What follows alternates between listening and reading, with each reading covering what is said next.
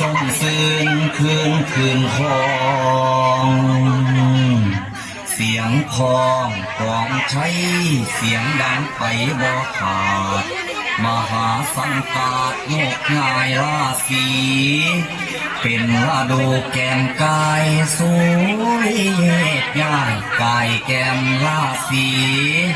มื้อนี้เป็นวันดีวันประเสริฐผู้โมฆะทั้งหลายพำพร้อมมานั่งล้อมพระพรสารังองค์ลงสอนมีสุนังกะสิงสอนหากแม่เมามีบาสีผ้าเขามากเบ่งห้องดอกสำดอกองแก้มมูป่า